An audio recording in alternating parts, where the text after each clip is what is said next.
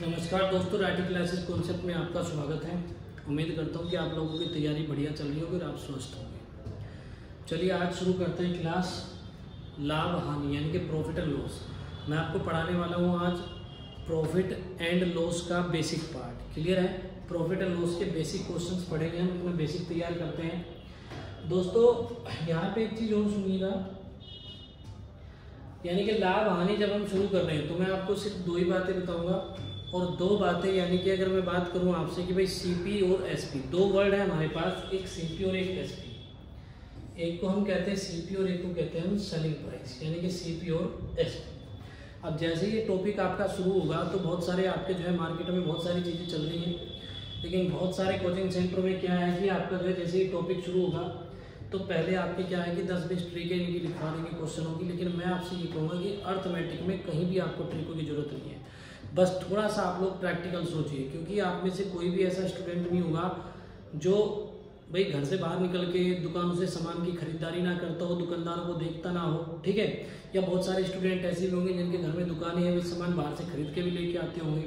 तो इनके आपको बस थोड़ा सा प्रैक्टिकल सोचना है, बाकी इसमें कुछ है नहीं टॉपिक में, ठीक है। चलिए ध्यान से देखिएगा। मैं आपसे एक बात कहूँगा कि सीपी का मतलब होता है आपका कॉस्ट प्राइस, यानी कि कॉस्ट प्राइस यानी कि क्रय मूल्य। क्रय मूल्य यानी कि जो जेब से लगता है, जो जेब से लगता है, जो जेब से लगता है। इसके बाद अगर हम सेलिंग प्राइस की बात करें तो ध्यान देना, सेलिंग प्राइस का मतलब होता है विक्रय मूल्य। विक्रय मूल्य यानी कि विक्रय मूल्य का मतलब हो गया कि जो हमारी जेब में आता है। जैसे मैं आपको बताता हूँ, जो जेब में आता है, जो जेब में आता है, ठीक है, जो जेब में आता है। अब यहाँ देखिए, मान लीजिए चलिए मैंने कोई भी चीज़ या कोई पेन, मान लीजिए मैंने 5 रुपये का खरीद लिया। कोई पेन मैंने 5 रुपये का खरीदा और जब ये 5 रुपये का खरीदा तो मैंने इसको क्या करा, 7 रुपये में मैंने इसको बेच दिया। 5 रुपये का मैंने खरीदा और 7 रुपये में मैंने इसको बेच दिया, ठीक है। तो आप यहाँ एक चीज़ देखिएगा, हमें लाभ कितने का हुआ यहाँ पे, हमें लाभ हो रहा है यहाँ पे हमें 2 रुपये का, क्योंकि 5 रुपये तो हमारे पास वही है ना जो हमारी जेब से लगे थे। तो यहाँ पे एक चीज़ ध्यान रखिए, इस पूरे टॉपिक में बस आपको ये याद रखना है कि हमारी जेब से लगा क्या है और हमारी जेब में आया क्या है। क्लियर है बात इतनी? जब हम कोई चीज़ लाभ पे बेचते हैं तो पहले तो हमारी जेब में वही आता है जो हमारी जेब से लगा था। क्लियर है? और इसके बाद जो ऊपर है वो हमारा लाभ हो गया, और अगर हमारे पास वो भी नहीं आया जो लगा था तो इसका मतलब हमें क्या हो रही है, हानि हो रही है, लॉस हो रहा है, ठीक है। अब चलिए आगे देखते हैं। अब यहाँ पे दो बातें ध्यान रखिएगा आप लोग, यानी कि सीपी और एसपी, ठीक है। स्टार लगा के इस बात को आप अपने नोट्स में लिख लीजिएगा। जिससे तुलना करते हैं, जिससे तुलना करते हैं, जिससे तुलना करते हैं वह हमेशा 100% हो, 100% हो। तो ध्यान देना दोस्तों, जिससे तुलना करते हैं, खाली प्रॉफिट एंड लॉस की बात नहीं है। आपका कोई भी टॉपिक हो या कोई भी चीज़ हो जिससे हम तुलना करेंगे वो क्या कर रहेगा, हमारा 100% रहेगा। जैसे मैं कहने लगूँ कि भाई मेरी सैलरी, मेरी तनख्वाह 20 से 20% ज़्यादा है, मेरी सैलरी 20 से 20% ज़्यादा है। इसका मतलब मैं तुलना किससे कर रहा हूँ, अपनी बी से कर रहा हूँ, तो बी कितना हो जाएगा, 100%। मेरी 20% ज़्यादा है तो मेरी कितनी हो जाएगी, 120%। तो उसी प्रकार से अगर हम बात करें तो यहाँ स्टार लगा के लिखिएगा, लाभ हानि, लाभ हानि की तुलना सीपी से होती है, सीपी से होती है। यानी कि जब हम लाभ और हानि निकालेंगे तो उसकी तुलना किस पे होगी, सीपी पे होगी, कॉस्ट प्राइस पे होगी, ठीक है। तो मैं आपसे ज़्यादा बातें नहीं करूँगा, बस मैं यहाँ पे एक ही चीज़ कहूँगा कि जितने भी क्वेश्चंस मैं पढ़ाऊँगा आपको, जितना बेसिक मैं आपका तैयार कराऊँगा, ये यूपी पुलिस, दिल्ली पुलिस के लिए आपका सफिशिएंट रहेगा। और दूसरी बात ये रहेगी कि आपकी जेब से कितना लगा और कितना आया, बस आपको इन्हीं बात का ध्यान रखना है, बाकी और इससे अलावा आपको किसी बात का ध्यान नहीं रखना। चलिए आगे देखिएगा, आगे देखिए। चलिए पहले क्वेश्चन से स्टार्ट करते हैं। और 720 रुपये में वो उसको बेच देते हैं, तो उसका लाभ प्रतिशत बताते हैं दोस्तों। अब ध्यान से देखिएगा आप लोग, यानी कि जब हमने 600 रुपये में खरीदा तो ये तो हमारी जेब से लगा, और 720 में हमने बेच दिया तो हमारी जेब में आया कितना, 720। इसमें प्रॉफिट कितना है, अगर हम प्रॉफिट की बात करेंगे तो प्रॉफिट है इसमें 120 रुपये का। 120 रुपये मैंने कमाए, लेकिन कितने रुपये लगा के कमाए, मैंने 600 रुपये लगा के कमाए। तो हमेशा ध्यान रखना है कि लाभ हानि हमारा किस पे निकलता है, सीपी पे निकलता है। यानी कि मैंने 600 रुपये लगाए तब मुझे 120 रुपये बच रहे हैं। तो अगर मैं इसको 100 पे देखता हूँ तो 100 पे देखें तो ये 0 से 0 कट जाएगा आपका 6 दूने 12, यानी कि मुझे जो प्रॉफिट होने वाला है वो कितना होने वाला है, 20% का प्रॉफिट होने वाला है। क्लियर है? चलिए आगे बढ़ते हैं। उम्मीद करता हूँ कि इस सवाल को मुझे रिपीट करने की आवश्यकता नहीं पड़ेगी। इसके बाद एक चीज़ और ध्यान रखिएगा, जब मैं आपको यहाँ क्लास में क्वेश्चन करा रहा हूँ तो पहले आप एक बार जो है अपनी क्लास को पॉज करें, वो क्वेश्चन पहले खुद सोल्व करें, उसके बाद फिर देखिए आपने गलती कहाँ करी है। ठीक है? उसके बाद आप यहाँ पे अपनी गलती चेक करें, उसी तरीके से आपके कॉन्सेप्ट तैयार हो सकते हैं। अदरवाइज देखो मार्केट में बहुत सारे टीचर हैं, बहुत सारे कोचिंग सेंटर हैं, और आप सोच रहे हो कि भाई अगर आप लोग थोड़ा बहुत पढ़ के पेपर निकाल लोगे या किसी टीचर के भरोसे पेपर निकाल लोगे तो ये आपकी गलतफहमी है। ठीक है? अपनी कैलकुलेशन पे ज़बरदस्त काम करें। ठीक है? नहीं तो बच्चा क्या करता है कि जब पेपर में बैठा होता है तो अगर मान के जो 17 8 भी कहीं लिखा गया ना तो 17 कम 17 17 दूने 34 17 कम 17 17 मुझे, यानी कि 3 बार उसको टेबल को देखेगा तब जाके वो 17 8 निकाल पाएगा 136। यानी कि आपकी तैयारी ऐसी होनी चाहिए कैलकुलेशन में कि खटाखट दिमाग में छपे होने चाहिए नंबर्स। ठीक है? अब आगे देखिए, एक दुकानदार एक वस्तु को 800 रुपये में खरीद कर और 600 रुपये में बेच देता है। अब जाहिर सी बात है, मैंने 800 रुपये में खरीदी है और 600 रुपये में मैंने बेच दी, तो यानी कि 200 रुपये का मुझे क्या हुआ, यहाँ पे लॉस हुआ है। 200 रुपये का मुझे क्या हुआ, लॉस हुआ। कितने रुपए लगाए थे भाई, मैंने 800 रुपये लगाए थे, तो 800 रुपये लगाए थे और 200 का मुझे लॉस हो गया। तो हम 0 से 0 अगर काट देंगे तो हमें ये लॉस बैठ गया 25%। एक चीज़ और यहाँ पे देखिए, मेरे लिखने का मतलब ये नहीं कि आप ऐसे लिखते जाएंगे। ठीक है? मेरा लिखने का मतलब है कि मुझे समझाना है आपको, लेकिन एग्जाम में आपको समझाना नहीं है किसी को। आप यहीं से देखें कि 200 की आनी है 800 पे, 2 चौके 8, 25% हमारा क्या हो गया, नुकसान हो गया। बेसिकली मैं आपसे बता दूं तो ये क्वेश्चन तो आज के टाइम में आंगनबाड़ी के पेपर में भी नहीं आएगा। ठीक है? ये तो बस एक बेसिक है, बेसिक कराना है, इस वजह से मैं ये क्वेश्चन करवा रहा हूँ। ठीक है? अदरवाइज ऐसा क्वेश्चन आपका जो है आज के टाइम में अगर देखा जाए तो किसी एग्जाम में पूछा जाने वाला है। ठीक है? लेकिन बेसिक के लिए जरूरी है तो बेसिक करते चले, बेसिक यहीं से होगा आपका, और प्रयास करें आपके हम इसको बिना पेन के करते हुए चले। अब ध्यान से देखिएगा, रमेश एक स्कूटर जो है वो 20,000 रुपये में खरीद लेता है, 20,000 रुपये में खरीद लेता है और वह उसे बेचकर क्या करता है, 12% का लाभ कमाता है। तो उसने स्कूटर कितने रुपए में बेचा, बहुत ध्यान से देखिएगा भाई। 20,000 में सबसे पहला सवाल मेरा, मैंने कहा 2 ही बातें आप लोगों को मेरे साथ ध्यान रखनी है कि जेब से लगा क्या और जेब में आया क्या है, बस। ठीक है? देखिएगा, मैंने कहा 20,000 रुपये में खरीदा है तो जेब से क्या है, ये लगा है, और जेब से लगा है तो कितना लगा है, 100%। जेब से कितना लगा है, 100%। अब मैंने क्या करा कि इस 20,000 रुपये को मैंने 100 से भाग कर दिया। ये किसके बराबर था, 100% के बराबर था। यहाँ अलग से करके दिखा देता हूँ आपको। 100% किसके बराबर था, ये 20,000 के बराबर था। ठीक है? तो 100% बराबर 20,000, इसको 100 से डिवाइड कर दो तो किसका वैल्यू निकल आएगा, 1% का। किसका वैल्यू निकल जाएगा, 1% का। अब मुझे क्या चाहिए, मुझे चाहिए इसे बेच के 12% का प्रॉफिट चाहिए। 12% का क्या चाहिए, मुझे प्रॉफिट चाहिए। यानी कि जो मेरी जेब से लगा वो तो चाहिए ही चाहिए, वो कितना है, 100%, और 12% का मुझे क्या चाहिए, प्रॉफिट भी चाहिए। तो 12% का अगर मुझे प्रॉफिट चाहिए तो मेरी जेब में आएगा कितना, 100, तो वो जो मेरी जेब से लगा 12 प्रॉफिट, यानी कि 112%। ये 1 का वैल्यू है, अगर मैं यहाँ 112 से गुणा कर दूंगा तो किसका निकल जाएगा, 12% प्रॉफिट के साथ 112% का वैल्यू निकल जाएगा। ये 0 से 0 जाएगा और 112 गुणे हो जाएगा 224, यानी कि 22,400 रुपये मेरा क्या हो जाएगा, आंसर आ जाएगा। यानी कि मैं उस स्कूटर को कितने में बेचूंगा, 22,400 में बेचूंगा। ठीक है? ताकि मुझे क्या हो, 12% का प्रॉफिट हो। चलिए नेक्स्ट क्वेश्चन पे चलते हैं। आगे देखिए, अगला क्वेश्चन है, सुरेश ने एक बाइक को 25,000 रुपये में खरीदा। आप देखिए 25,000 में खरीदा, खरीदने का मतलब है कि हमारी क्या लगा, जेब से लगा है। खरीदा मतलब हमारी जेब से लगा, और जेब से लगा तो भाई हमने कहा कि 25,000 रुपये खरीद लिया। अब 25,000 में खरीद लिया तो आप सोच के बताइए कि 25,000 रुपये जेब से लगे तो ये मेरे कितने हो गए, 100% हो गए। और अगर मैं इन्हें 100 से डिवाइड कर दूंगा तो इसका मतलब क्या हुआ कि मेरा 1% का वैल्यू निकल गया। अब मुझे इसे बेचना है 18% की हानि पे। अगर मैं उसे 18% की हानि पे बेचूंगा तो दोस्तों सोच के बताइए, हानि का मतलब ये हुआ कि जो 100% मेरी जेब से लगा है वो भी नहीं आएगा, यानी कि 18 का मुझे लॉस हो जाएगा। 18 का अगर मुझे लॉस होता है तो मेरी जेब में आएगा 82%, यानी कि 82%। ठीक है? तो यानी कि 1% का ये वैल्यू है तो 82% का वैल्यू कितना हो जाएगा, इंटू में 82। अब 0 से 0 काट देंगे, 25 8 200 का मतलब हो गया 20,000, और 25 दूने 50, यानी कि 500, यानी कि 20,500 रुपये में मैं उसको बेचूंगा। क्लियर है बात, तो 20,500 रुपये में उसको बेचेंगे। चलिए आगे देखिएगा, देखिए जितना आपका ये बेसिक स्ट्रॉन्ग होगा इसे आप हल्के में ना लें। इसके बाद मैं आपको ये भी बताऊंगा कि जो आपके बड़े बड़े क्वेश्चन है 10-10 लाइन के भी चाहे क्वेश्चन है वे हम एक यानी कि एक लाइन में उड़ा देंगे हम, ठीक है। लेकिन आप लोगों को बस ये बेसिक स्ट्रॉन्ग रखना है अपना, ताकि बाद में आपको ये ना देखना पड़े कि जेब से क्या लगा, जेब में आया क्या, ये कितने % होगा, ये कितने % होगा, ठीक है। बस उस पर आपकी कमांड होनी चाहिए। आगे देखिएगा, रीता ने एक घड़ी को 700 रुपये में बेचा। तो दोस्तों यहाँ ध्यान देना, यहाँ खरीदा नहीं है, बल्कि मैं ये कहूँगा कि आप एक बार जो है इस क्लास को पॉज करके आप इस क्वेश्चन को एक बार खुद सोल्व करें और उसके बाद फिर देखें कि आप क्या गलती करते हो, ठीक है। यहाँ देखिए 700 रुपये में बेचा, खरीदा नहीं है दोस्तों, यहाँ पे क्या है, बेचा। और बेचने का मतलब है कि 700 रुपये जेब में आए हैं, 700 रुपये हमारी जेब में आए हैं और 700 जेब में आया, लेकिन लाभ कितना आया, 40% का। लाभ कितना आया, 40 का आया। इसका मतलब है कि मेरी जेब से लगे कितने थे, 100% लगे थे और लाभ कितना आया, मुझे 40% का लाभ आया। तो 100 + 40 जेब में कितना आ गया, 140 आ गया। तो ये किसके बराबर हो गया, 140 के बराबर हो गया।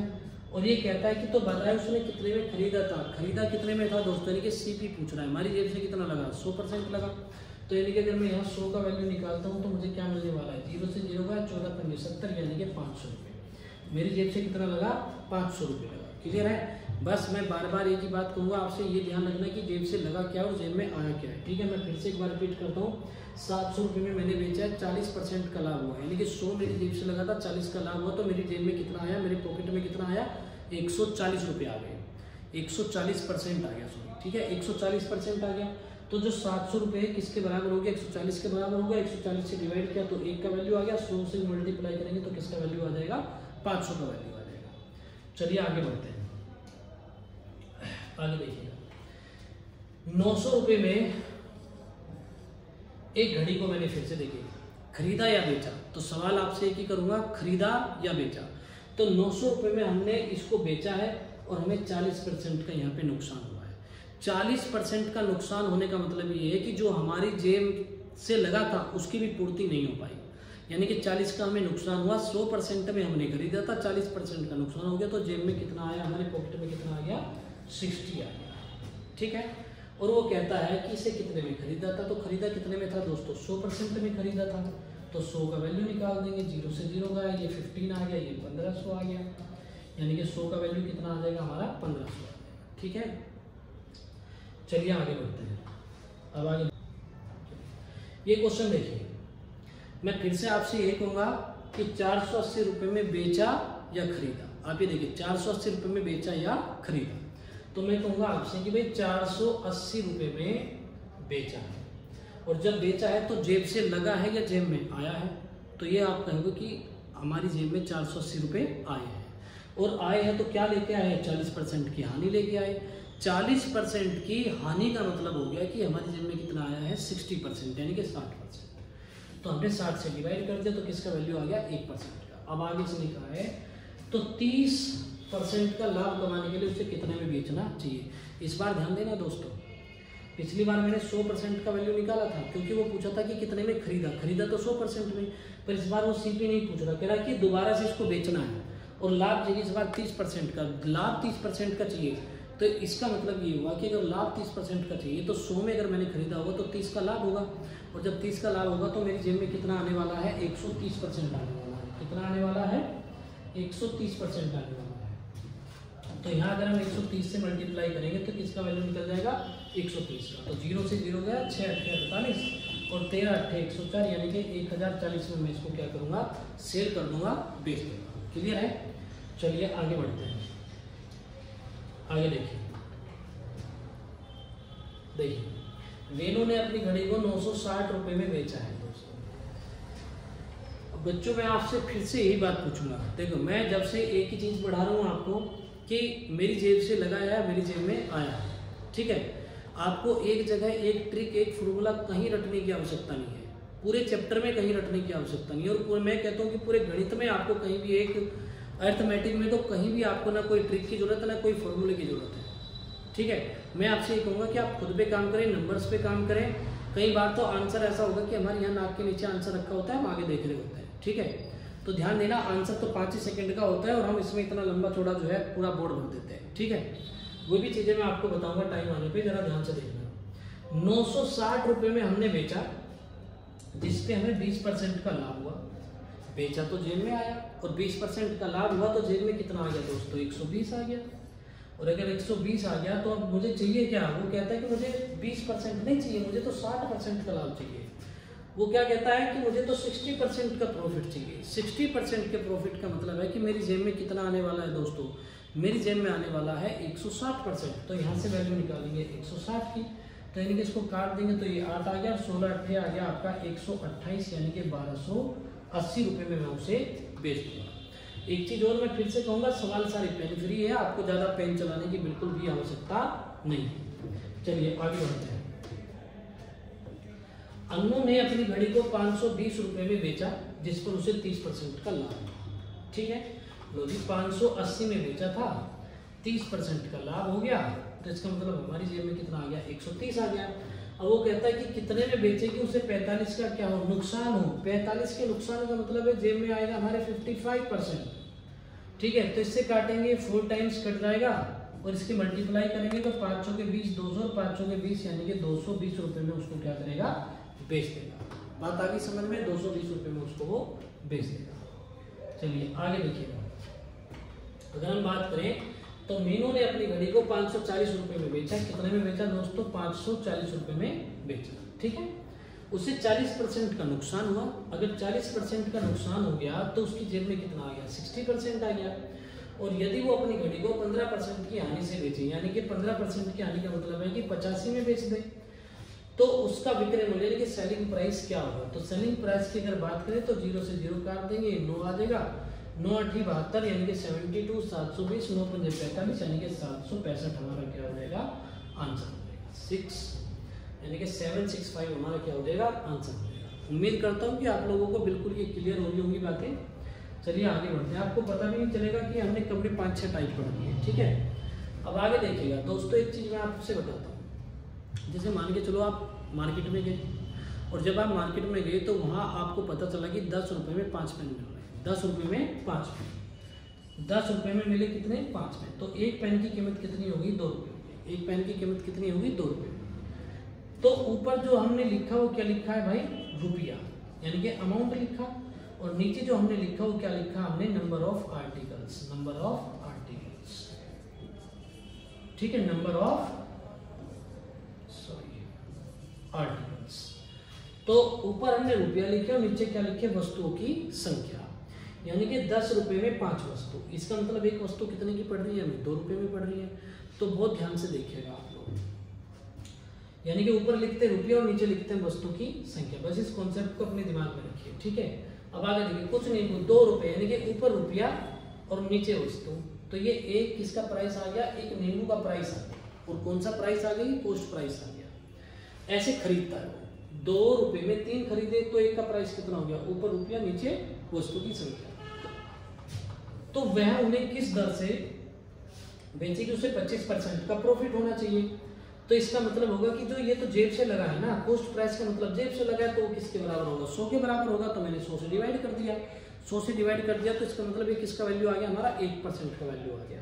लेकिन हमें चाहिए 125% यानी कि 25% का लाभ चाहिए।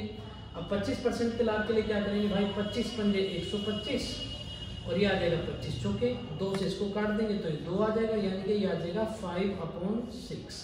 मैं कहूँगा कि ऊपर रुपया और नीचे वस्तु की संख्या, यानी कि 5 रुपये में 6 की दर से बेचेगा। 5 रुपये में 6 की दर से वो उन्हें बेचेगा। ठीक है, ताकि उसे क्या हो जाए, 25% का प्रॉफिट हो जाए। क्लियर है दोस्तों, चलिए आगे बढ़ते हैं। आगे देखिएगा, अगले सवाल है हमारे पास, ये महेश कुछ नींबू को 10 रुपये में 7 की दर से खरीदता है। 10 रुपये में कितने खरीदे, 7 खरीदे। ऊपर रुपया नीचे नींबू की संख्या, और खरीदे हैं, फिर से वही बात करूंगा आपसे, खरीदे हैं तो जेब से लगा है। जेब से लगा है तो कितना लगा है, 100% लगा है। ठीक है, इसके बाद 20% की हानि होती है, उसे 20 की हानि होती है, तो जेब में कितना आया, बस 80 आया। जेब में 80 आया। देखो ये 2 0 से 2 0 हमारी ऐसी कट जाएगी, यानी कि 8/7। तो कैसे बेच रहा है उनको, 8 रुपये में 7 की दर से बेच रहा है। 8 रुपये में 7 की दर से उन्हें क्या कर रहा है, वो सेल कर रहा है, बेच रहा है। ठीक है, तो ये सिस्टम हुआ यहाँ पे। अच्छा जी, चलिए आगे बढ़ते हैं जरा। ठीक है, क्योंकि यहाँ पे देखो हमने खरीदे थे, तो मैंने जब से मैं एक बात करता आ रहा हूँ कि हमने खरीदे हैं या फिर बेचे हैं। ठीक है, खरीदे हैं या फिर बेचे हैं। तो आपको ये ध्यान रखना है, खरीदे हैं तो जेब से लगा है और बेचे हैं तो जेब में आया है। बस इतनी बात आपको समझनी है, ठीक है। चलिए आगे बढ़ते हैं। अब यहाँ देखिएगा, राकेश कुछ नींबू को 7 रुपए के 8 की दर से, अब ध्यान देना, बेचता है, खरीदे नहीं है, यहाँ पे बेचे हैं, खरीदे नहीं है, फिर से बोलता हूं बेचे हैं। और बेचे हैं तो क्या हुआ है, 40% का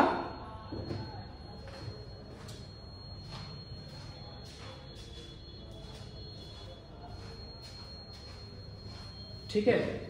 और बेचे हैं तो क्या हुआ है, यहाँ पे 40% का लाभ हुआ है, 40% का लाभ हुआ है। वह उन्हें किस दर से बेचेगी, 50% का लाभ हो। देखिए 40% का लाभ होता है तो ये किसके बराबर हो गया, 140 के बराबर हो गया। 50% का लाभ चाहिए तो कितना हो जाएगा, ये 150। यानी कि हम उन्हें कैसे बेचेंगे, 0 से 0 गया आपका, 7 दूने 14, तो ये कितना हो जाएगा, 15 रुपए में 16, 15 रुपए में 16 की दर से वो उन्हें बेचेगा, 15 रुपए में 16 की दर से वो उन्हें बेचेगा, ताकि उसे क्या हो जाए, 50% का प्रॉफिट हो जाए। फिर से रिपीट कर देता हूँ, 7 रुपए के 8 बेचे, 40 का फायदा हुआ, जेब में आया 140, 50 का लाभ चाहिए तो 150 से हमने मल्टीप्लाई कर दिया, यानी कि 15/16, 15 रुपए में 16 की दर से वो बेचेगा, ठीक है।